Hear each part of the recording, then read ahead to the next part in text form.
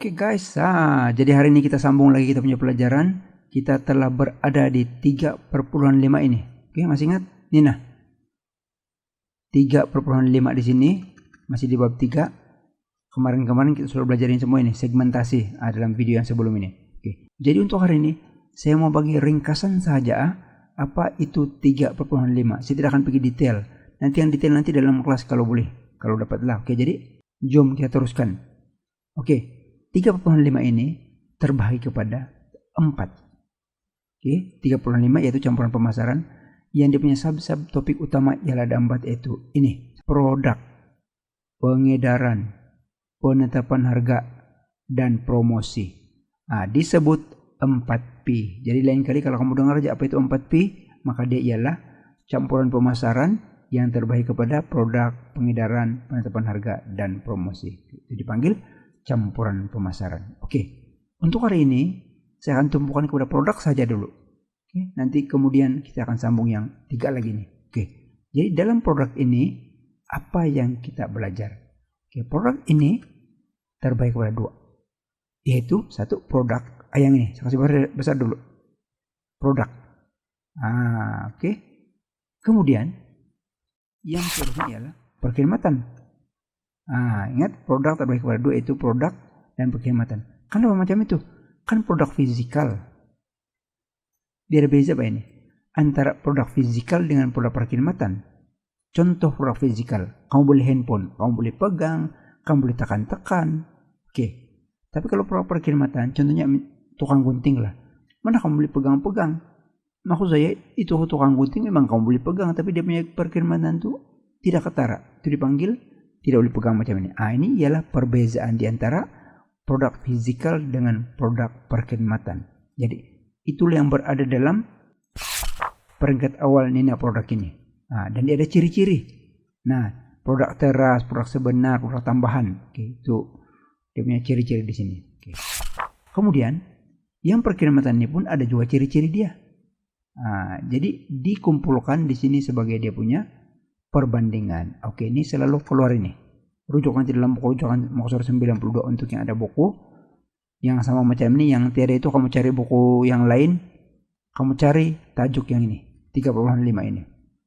Oke, yang ke-9 ini klasifikasi produk. Oke, klasifikasi produk secara umumnya terbagi pada 2, yaitu pengguna dan perindustrian. Oke, dari nama pun kita sudah tahu kalau pengguna kita lah semua. Oke. Dan kalau perindustrian ialah untuk yang industri. Oke. Dan produk pengguna ini kalau kita lihat di sini dia terbagi kepada beberapa. Produk mudah beli. Ini produk mudah beli. Oke. Kemudian ada dia punya itu jenis-jenis lagi produk mudah beli itu. Ini 3. Oke. Kemudian selain dari produk mudah beli, produk beli belah pun diterangkan di sini juga. Produk istimewa pun diterangkan sini juga. Apa itu produk istimewa itu? Dan yang terakhir ialah produk tidak dicari. Oke, ini ada semua dia punya contoh-contoh di sini. Insurance contoh di sini. Oke. Produk perindustrian kalau kita tengok sini, tidak ada lagi dia punya tambahan-tambahan di sini lah, bahan dan bahagian, item modal, pembekalan, perkhidmatan. Oke, itu di bawah produk perindustrian. Oke, yang ke-10, keputusan produk individu. Apa yang ada di dalam produk individu ini? Tengok. Dia ada beberapa pecahan lagi. A, B, C, sampai I ini. Oke, atribut. Atribut ini macam apa mengenai itu produk bah? Lebih kurang macam ciri-ciri lah. Atribut produk boleh dilihat dari segi quality. Macam mana quality itu produk? Itu dipanggil atribut. Apa ciri-ciri dia? Unik kah? Berbeza dengan yang produk pesaing kah? Reka bentuk dia macam mana? Itu ialah atribut produk. Yang kedua, B ini penjenamaan. Penjenamaan kamu tahu Colgate lah, Maggi lah. Kalau dalam sini dia bagi Ferrari, Lamborghini, Proton kah? Itu ialah penjenamaan. iPhone 13 kah? Begitu contoh dia. Pembungkusan yang C ini. Pembungkusan kamu tahu. Beli coklat pembungkusan. Cantik dia punya itu. Pembalut itu, pembungkusan dia itu bling-bling lagi supaya menarik untuk menarik perhatian pelanggan dia bilang. Pelabelan. Apa dalam label? Label itu ialah dia punya maklumat apa isi kandungan, bila tarik luput, macam mana cara penggunaan. Kan label, kalau kamu beli shampoo macam mana cara menggunakan. Kalau penyuci muka macam mana cara menggunakan. Nah, khidmat sokongan ialah khidmat selepas jualan. Kamu beli kamu beli TV kan kamu tidak pandai guna atau tidak pandai pasang. Oke, telepon itu dia punya khidmat sokongan. Macam mana pasang ini? Dia tolong. Nah, itu ialah khidmat sokongan. Oke. Yang ke seterusnya sebelah sini ialah keputusan lini produk. Pun terbagi kepada beberapa. Nih, 4 aspek dia bilang. Kepanjangan lini produk. Nah, pemodenan lini produk, keutamaan lini produk, dan pengurangan lini produk. Setiap satu yang diterangkan di sini. Oke. Lepas itu, yang ke-12 ialah campuran produk. Keputusan campuran produk. Dipecahkan lagi kepada beberapa kedalaman produk, kelebaran produk, kepanjangan produk. Katakan oke. Untuk yang ini saya mau kasih explain sedikit lah. Kedalaman maksud dia bilangan versi yang ditawarkan bagi setiap produk. Oke, saya bagi contoh Maggi. Bila kamu sebut Maggi, berapa jenis Maggi? Maggi kari, Maggi ayam, Maggi laksa, Maggi entah apa lagi. Itu maksudnya kedalaman. Variasi-variasi dia. Oke, contoh. Shampoo. Berapa jenis shampoo? Shampoo ini, shampoo itu, shampoo ini. Oke. Itu maksudnya yang sama jenis, bah. Itu maksudnya kedalaman. Dalam satu versi itu, dalam satu jenis itu, tapi ada beberapa versi dia. Kalau dalam sini es krim. Oke, coklat, durian, jagung, vanila, entah krim lagi, jenis-jenis. Satu benda yang sama tapi dia punya versi-versi beberapa. Oke. Kelebaran produk maksud dia berapa banyak produk. Oke. Contoh, majalah, buku, alat tulis, keset, cakra padat, bola sepak, selipar. Contoh begitu.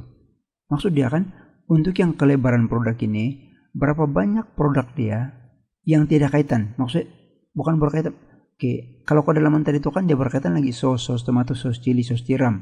Tapi ini semua produk yang berjauhan sedikit antara satu sama lain. Oke, keset dengan alat tulis agak berbeda. Jadi semakin banyak barang yang dikeluarkan yang berbeza-beza jenis dia, oke, itu dipanggil kelebaran produk. Semakin lebar, maka semakin banyak dia punya jenis barang yang dijual. Kalau semakin dalam, maksudnya versi dia semakin banyak. Maggi, mie kari, mie udang, mie ayam, mie laksa, mie itu. Begitu, itu ialah kedalaman. Oke, kepanjangan ialah tengok jenis-jenis dia punya sabun, lebih kurang macam kedalaman tadi. Oke. 11 jenis sabun basuh, 8 jenis sabun basuh tangan, 4 jenis shampoo. Maksudnya kepanjangan ini ialah lebih kurang macam gabungan ini sepan ini ini. Oke. Ada beberapa jenis, lepas itu banyak lagi dia punya variasi. Dia punya versi. 4 jenis sabun pencuci pinggan. Macam itu. Oke. Kemudian ketekalan atau konsistensi. Kamu tahu apa itu konsisten? Konsisten maksudnya tetap, bah. Ada kurang gitulah, macam konsisten kau ini konsisten lah, kau ini tidak konsisten lah, macam itu. Jadi konsistensi dalam maksud saya ini, maksud di sini ialah kalau katakan sebuah syarikat itu mengeluarkan makanan saja, maka dia tekal, dia konsisten. Kalau tiba-tiba itu syarikat itu mengeluarkan itu makanan, lepas itu handphone, lepas itu tikus, itu mouse, lepas itu topi, sisir, minyak rambut. Maksudnya kan dia tidak konsisten. Sebab dia punya keluaran terlampau pelbagai.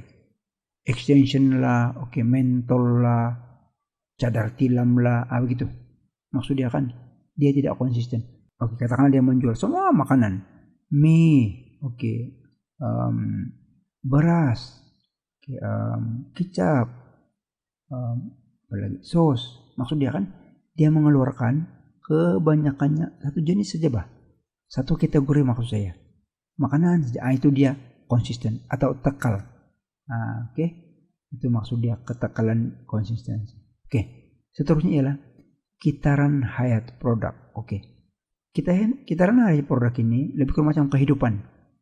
Kita lahir, lepas itu semakin besar. Nanti kita sudah remaja, kita sudah itu usia begini, lepas itu kita akan tua. Kitaran hayat produk pun macam itu. Dulu kamu tidak kenal itu handphone yang macam Vivo semua itu, yang baru-baru itu kan. Dulu yang populer adalah Nokia, apalagi ya, Samsung, begitu, bah. Jadi itu Vivo belum ada. dia perkenalkan kan, tengok dia punya graf ini turun. Tiada yang tahu. Ada pun 1-2 orang, lama-lama 1-2 minggu, 1-2 bulan, 1-2 tahun lah. Dia meningkat. Las-las sekarang populer sudah. Nah, dan las-las nanti, akhirnya nanti, ada nanti dia punya pesaing yang baru. Mungkin jenama lain. Jenama X kah, jenama Y kah. Las-las itu Vivo tidak akan dipandang lagi. Macam Nokia dulu lah. Nokia dulu macam itu yang, macam yang top. Masa itu Vivo belum ada. Tapi itu Nokia populer, meningkat, terpas sampai dia punya kematangan macam yang populer sangat sudah. Las-las orang melupakan karena ada yang jenama baru macam Samsung apa sama itu. Jadi itulah maksud kita Renayat produk. Mula-mula kecil dia punya jualan, langsung meningkat sampai paling ramai pembeli. Las-las dia tidak akan ada lagi di pasaran. Ada tuh handphone Motorola, kamu tidak pernah dengar sudah itu. Dulu populer, sekarang tidak sudah itu. Oke. Teruskan. Dan di sini dia bincang setiap yang dia punya tadi itu, setiap dia punya ringkas tadi itu. Kalau pengenalan apa dia punya cerita di sini, kalau pertumbuhan apa cerita dia, sampai dia kepada kemerosotan. Ini dia akan bincang nanti. Masa periksaan nanti dia minta begini nih. Jelaskan kita Renayat produk, dia bilang. Ini yang kamu kena jelaskan. Kalau katakan marka dia adalah 15, kamu kena semua ini adalah. Sampailah kepada peringkat kemerosotan. Nah, oke, jadi seperti yang dijanjikan tadi, hari ini kita hanya akan belajar P yang pertama, yaitu produk. Mana sudah tadi itu? Ini. Oke, ini produk sejak kita belajar hari ini. Nah, oke. Nanti pengedaran dan pengagihan kita akan sambung dalam video atau kelas yang akan datang. Jadi, oke, bye-bye semua. Selamat belajar dan semoga berjumpa lagi dalam video yang akan datang dengan konten yang lain pula. Hari ini kita dapat cover 3/5/1. Bye-bye guys semuanya.